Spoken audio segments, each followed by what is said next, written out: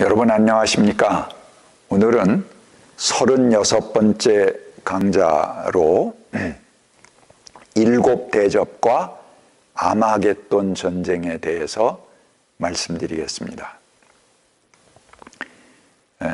이제 일곱 대접의 이야기는 15장에서 18장까지 기록되고 있습니다. 요한은 로마 제국이 장악하고 있는 현재의 역사를 살인적인 폭력의 역사로 인식하였습니다. 그에게 있어서 정말 끔찍스러운 파국은 세계의 멸망이나 지구의 파괴가 아니라 로마가 일으킨 전쟁과 학살, 착취로 인해서 수많은 사람들이 희생당하는 폭력의 역사가 계속되는 것입니다.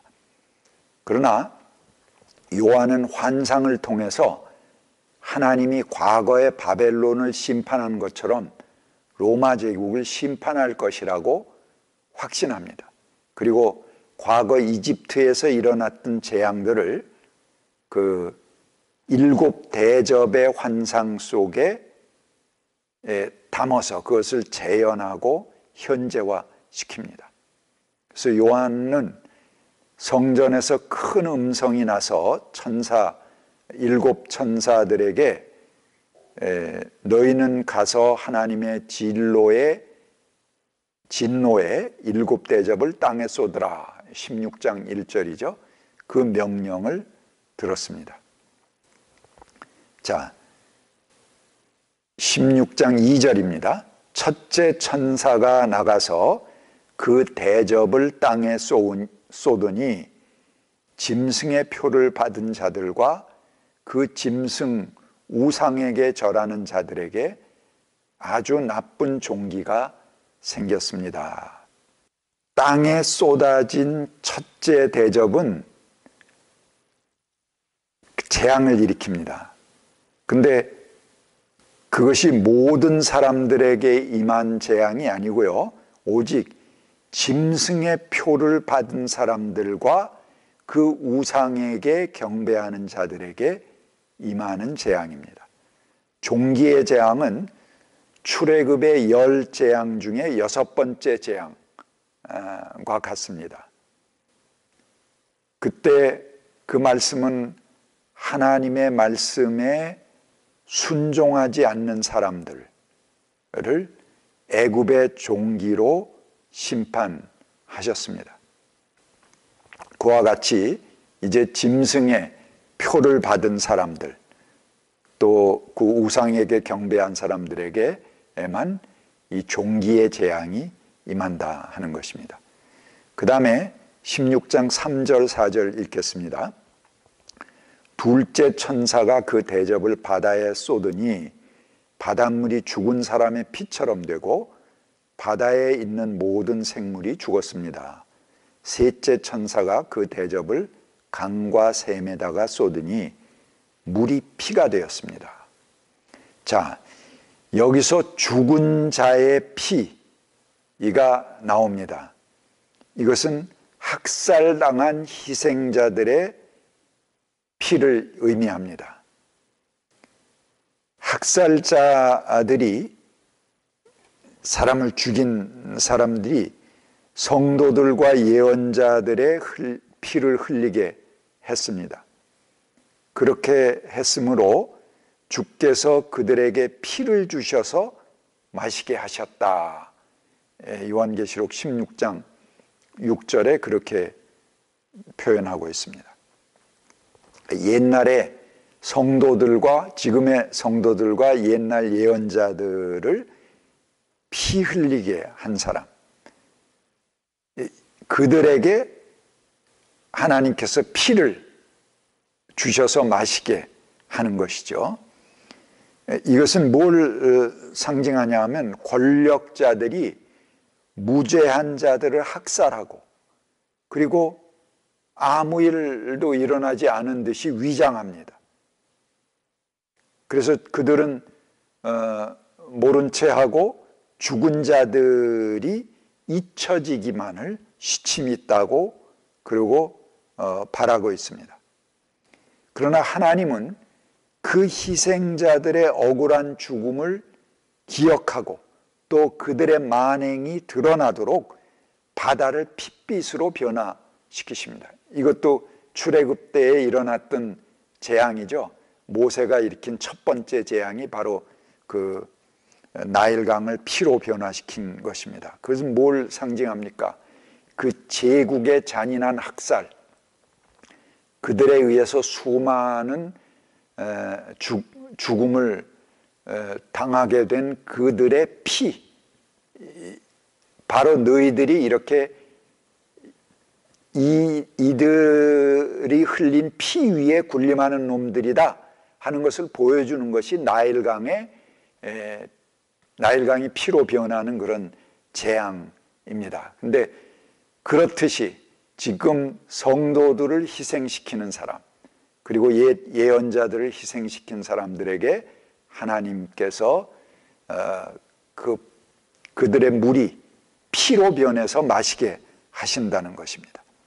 그리고 이 재앙은 셋째 대접으로 이어집니다. 그래서 그들이 마시는 물뿐만 아니고 강들과 물의 근원, 이것들이 전체적으로 피로 변화시키게 됩니다. 그래서 결국은 학살자들도 죽음에 이르게 되는 것이죠. 자, 그 다음에 네 번째 그 대접으로 넘어갑니다. 넷째 천사가 그 대접을 해에 쏟으니 해는 불로 사람들을 태우라는 허락을 받는다. 16장 8절 9절의 말씀이죠. 이 불로 사람을 태우는 것은 몰록 숭배에서 유래됩니다. 몰록이라는 것은 유아의 인신 제사를 받는 그런 그 가장 흉악한 그 이방신입니다. 어린 자녀를 제물로 받는 신이기 때문에 이스라엘이 가장 경멸하는 그런 이방신인데요. 바로 그 몰록 숭배는 이스라엘에서 엄격하게 금지된 우상 숭배였습니다. 제가 이제 구약을 설명하는 책에 이 몰록이라는 말과 멜렉이 이제 왕이라는 말이죠. 두 말이 똑같습니다. 우리가 임의대로 모음을 붙여서 다르게 부르는 것이지 히브리어는 모음자를 쓰지 않고 자음자만 쓰니까 몰록, 가장 흉악한 그 이방신, 유아의 인신 제사를 받는 신과 왕, 멜렉하고는 똑같은 것입니다. 그래서 왕정으로 넘어갈 때도 이스라엘 그 예언자들이 반대하지 않습니까? 왕을 왜 세우냐? 그러면 네 자녀들을 잡아다가 딸들은 그 시녀로 쓰게 될 것이고 아들들은 그 왕의 마차 앞에서 창 들고 뛰어가는 그런 병졸로 만들 텐데 왜 왕을 원하냐? 그러고 반대하죠. 그게 뭘 얘기합니까? 몰록의 이미지를 왕, 멜렉이 그대로 가지고 있다는 것이죠. 너희 자녀들을 그대로 집어삼키는 신이다. 이제 그런 의미로 반대하는 것입니다. 그래서 요한에게 있어서 로마의 제국주의 체제와 황제 예배는 구약 시대에 아이들을 불태우던 그런 몰록 숭배와 같습니다. 그러니까 이 몰록 신전이 막 그 유아들을 불태우고 쓰레기를 불태우고 그러던 흰놈 골짜기라는 예루살렘의 한 골짜기에 세워져 있었습니다. 그래서 불타는 것 이미지와 그 몰록신과는 그 겹치는 것입니다. 그래서 수많은 무죄한 자들을 불태움으로 생명을 파괴한 로마의 제국주의 체제의 우두머리들, 또 그들의 협력자들, 이제 그들은 자기 자신들이 불태움을 당하는 보복 심판을 받게 될 것이다. 그러니까 그들이 행한 대로 거꾸로 이 대접은 그걸 엎어 쏟는 것 아닙니까? 쏟아서 그들이 행한 재앙이 그들에게 되오게 하는 것이 대접의 상징들입니다. 그래서 그 안에 담긴 것들을 쏟아서 그들에게 다시 그들의 머리 위에 되붙는 그런 심판의 상징이 일곱 대접의 상징인 것입니다. 이제까지는 심판의 대상이 자연계였지만 다섯째 재앙은 그 짐승의 왕좌를 강타합니다. 다섯째 재앙, 다섯째 대접이 짐승의 왕좌에 쏟아진다. 이는 로마 제국의 사탄적인 통치력에 대한 심판을 의미합니다. 짐승은 용으로부터 권력 행사를 승인받고서 용의 통치를 대행합니다. 13장에 나오죠. 그 다음에 여섯 번째 대접을 큰 강 유프라테에 쏟으니 강물이 말라서 동방에서 오는 왕들의 길이 예비되었다. 16장 12절에 그렇게 말합니다. 근데 이 유프라테 강이라는 것은 구약 성서에서 이스라엘의 경계천으로 자주 언급되는 그런 강입니다. 그래서 아주 큰 강, 유프라테스 강을 얘기하는 거죠.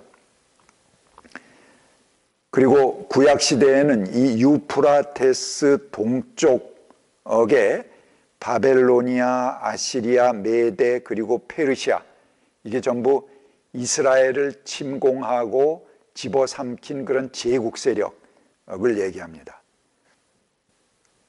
그것들이 전부 유프라테스 강 너머에 있던 그런 제국의 세력들입니다. 그 제국들은 유프라테스 강을 건너서 이스라엘을 침공했습니다. 그런데 1세기 말엽에 요한의 시대에 유프라테스 강은 이제 로마 제국 영토의 경계입니다. 그리고 강 건너에는 로마 제국과 맞서 있는 여러 나라들이 있었습니다. 근데 여섯 번째 천사가 대접을 유프라테스에 쏟으니까 강물이 마르고 길이 났다, 그렇게 표현하고 있습니다. 그 말은 무엇입니까? 강 밖에 있는 로마와 대적하고 있는 여러 제국들, 다른 나라들이 이제 강을 말려버렸으니까 그대로 돌아와서 로마라는 이 세력을 물리칠 것이다 하는 표현인 것입니다.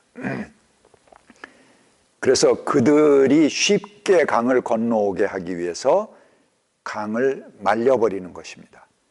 그래서 여섯 대접의 상징은 앞서 언급된 여섯 나팔의 상징과 대체적으로 짝을 이룹니다. 그리고 더욱 심화된 재앙으로 나타나는 것입니다. 그 다음에 아마겟돈 전쟁에 대해서 말씀드리겠습니다. 이 아마겟돈 전쟁, 이 마지막 대전쟁이죠.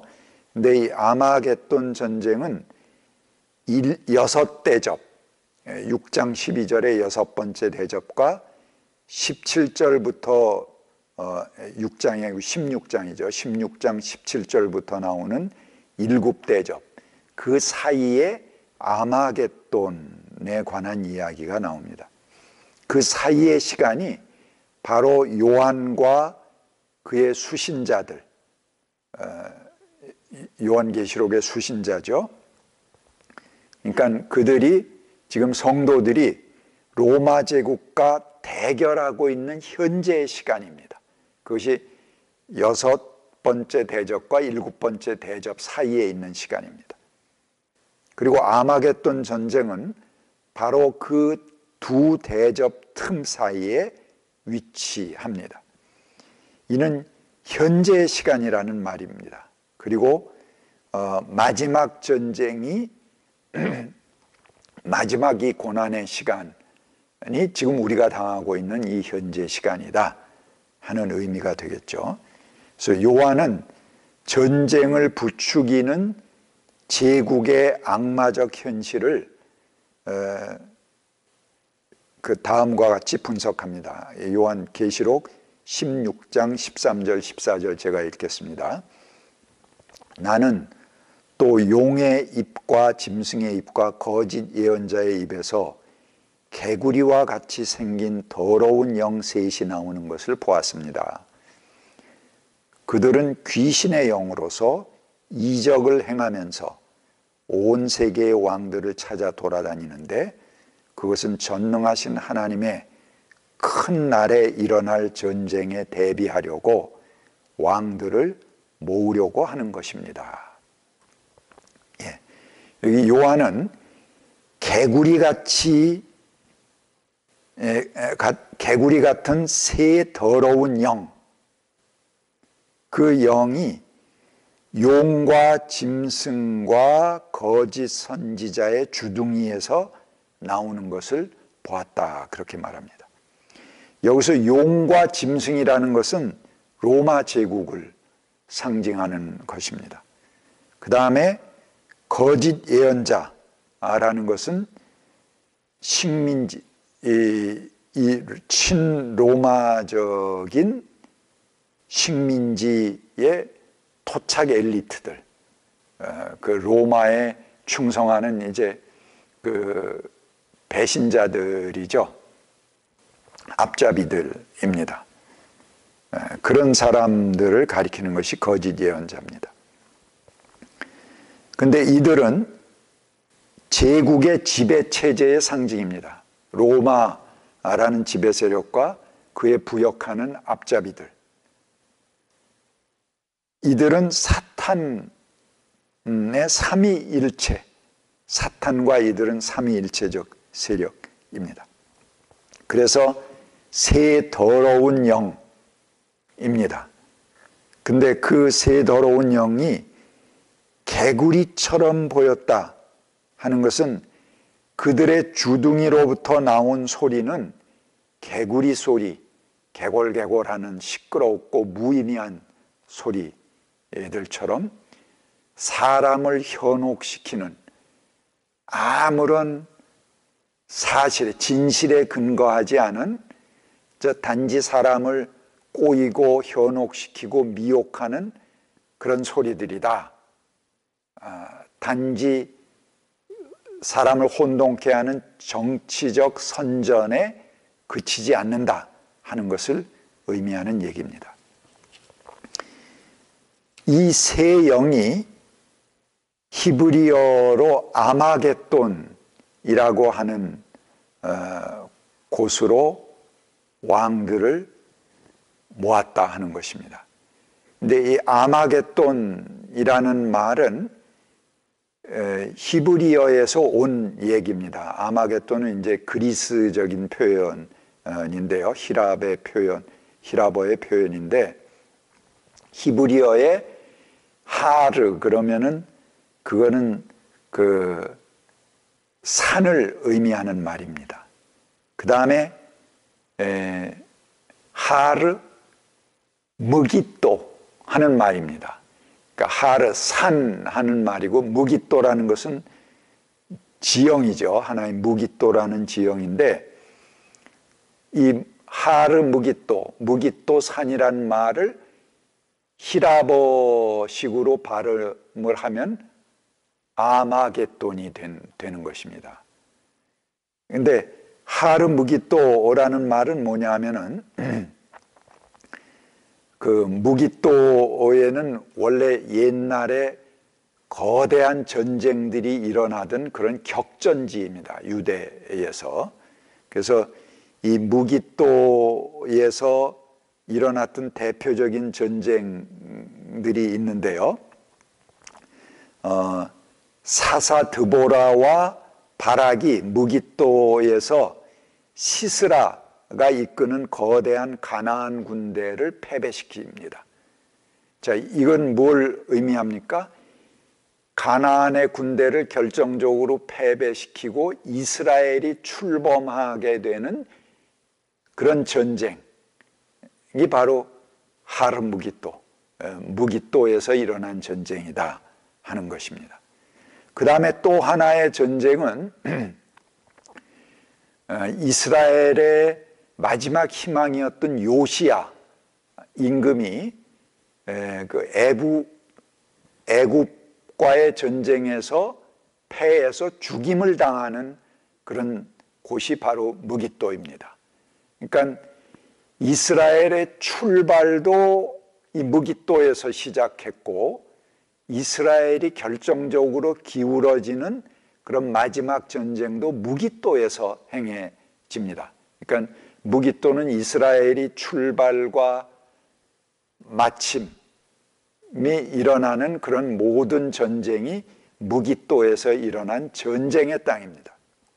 그런데 이러한 중요한 장소, 그 전쟁의 장소가 다시 그들 지금 곧 고난 당하고 있는 성도들 앞에 재현된다는 것이죠. 그래서 요한은 이런 중요한 역사적 사실들을 기억하면서 세계의 슈퍼파워인 로마 제국이 벌이는 전쟁이 결국 결정적으로 패배당할 격전지 장소로 아마겟돈, 곧 무기또의 산이라 그렇게 부르는 것입니다. 그래서 마지막 전쟁이 발생할 장소로서 아마겟돈은 지리적인 의미가 아니라 절대 제국이 몰락하는 상징적 의미의 장소입니다.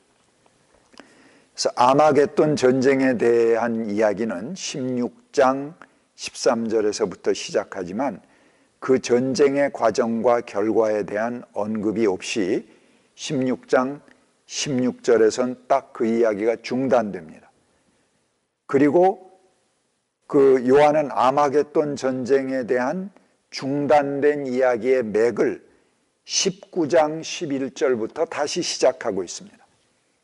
그 전쟁에 대한 설명을 이제 한번 들어봅시다. 그 전쟁 이야기는 이제 지상이 아니고 천상에서 옮겨서 이어집니다. 제가 19장 11절부터 16절까지 읽겠습니다. 나는 또 하늘이 열리고 있는 것을 보았습니다. 거기에 흰 말이 있었는데 신실하신 분, 참되신 분이라는 이름을 가지신 분이 그 위에 타고 계셨습니다. 그분은 의로 심판하시고 싸우시는 분입니다. 그분의 눈은 불꽃과 같고 머리에는 많은 관을 썼는데 그분 밖에는 아무도 알지 못하는 이름이 그의 몸에 적혀 있었습니다. 그분은 피로 물든 옷을 입으셨고 그분의 이름은 하나님의 말씀이라고 하셨습니다. 그리고 하늘의 군대가 희고 깨끗한 고운 모시옷을 입고 흰 말을 타고 그분을 따르고 있었습니다. 그분의 입에서 날카로운 칼이 나오는데 그분은 그것으로 모든 민족을 치실 것입니다. 그는 친히 쇠지팡이를 가지고 모든 민족을 다스리실 것이요 전능하신 하나님의 맹렬하신 진노의 포도주 틀을 밟으실 것입니다. 그분의 옷과 넓적다리에는 왕들의 왕, 군주들의 군주라는 이름이 적혀 있었습니다. 자, 요한이 하늘에 열린 문을 통해서 제일 먼저 본 것은 흰 말과 그것을 타신 분이십니다. 흰 말을 타고 있는 분은 천상의 예수입니다. 그리고 이분은 공의로 심판하고 싸우시는 메시아입니다. 여기서 이 두 동사의 시제는 모두 현재입니다. 지금 그 그리스도 메시아가 이미 싸우고 계신다 하는 그런 상징이죠. 그래서 천상의 예수는 사탄과 짐승보다 훨씬 더 월등한 권력을 가지고 있습니다. 아까 12장 13절에 사탄은 머리가 몇입니까? 그 머리가 10개고 7개의 관을 쓰고 있다고 그랬죠. 그 짐승은 그 10개의 관을 쓰고 있습니다. 13장 1절엔 또 그렇게 이야기하고 있습니다.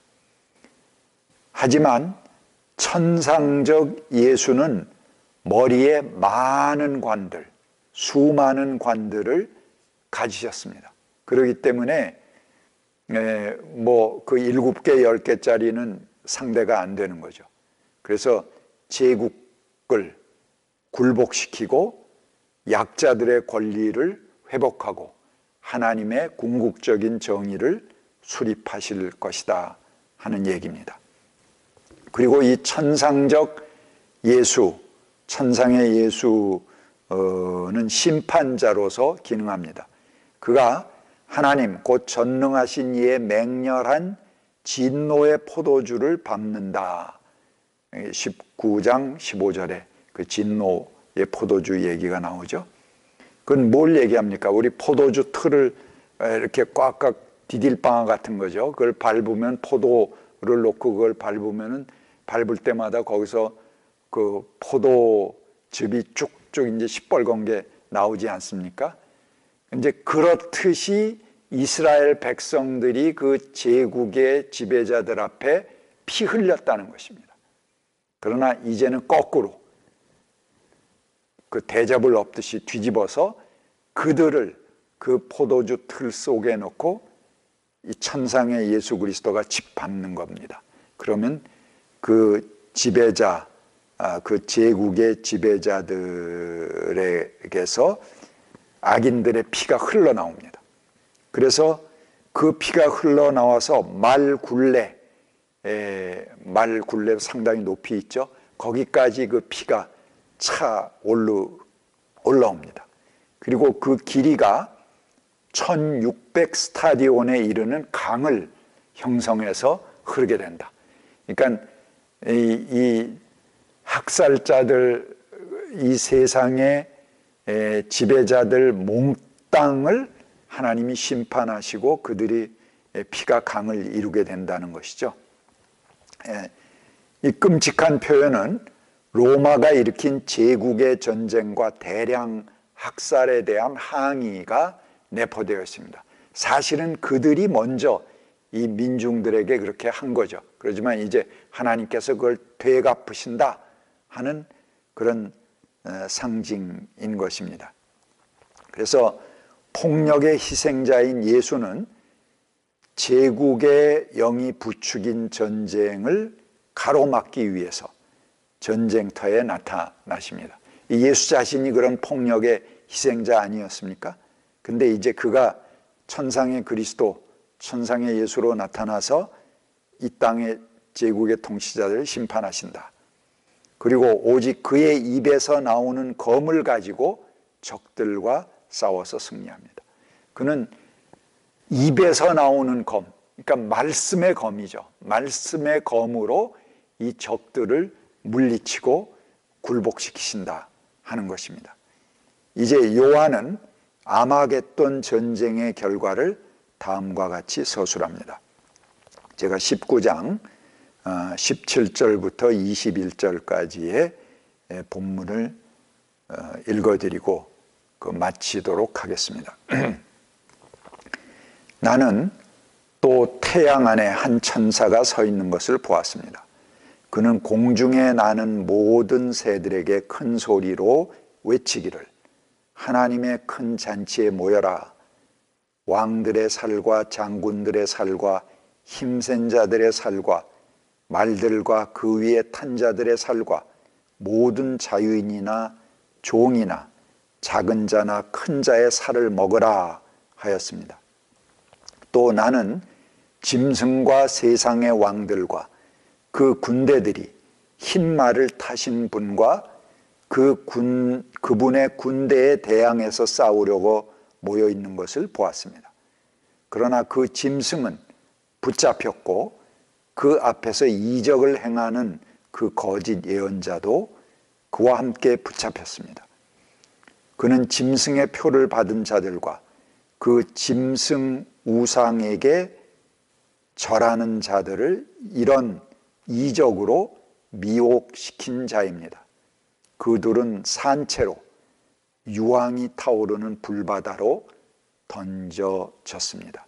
그리고 남은 자들은 말 타신 분의 입에서 나오는 칼, 말씀의 검이죠. 입에서 나오는 칼에 맞아 죽었고 모든 새가 그들의 살점을 배부르게 먹었습니다.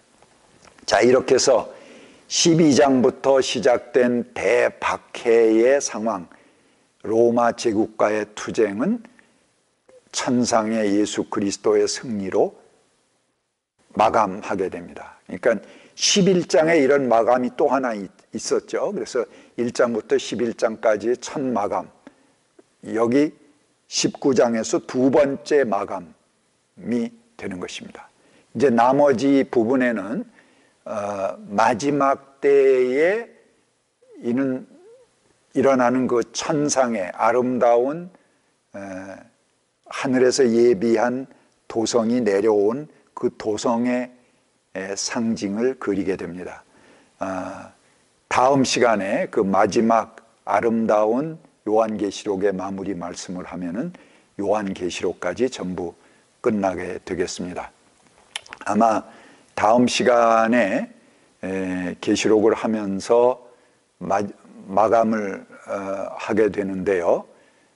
그러면은 이제 제가 지금 이제 책을 쓰고 있지 않습니까? 그래서 다음 시간에는 그동안 바울 서신에 대한 것이 아마 책으로 나올 것입니다. 그래서 제가 여러분들에게 책을 소개해 드릴 것이고, 계시록 강좌가 마쳐지면 그 기타 서신들과, 그러니까 사도행전부터 시작을 해서 바울 서신 뺀 계시록까지의 부분을 또 엮어서 마지막 책으로 내게 될 것입니다. 다음 마지막 시간에 여러분 뵙겠습니다. 감사합니다.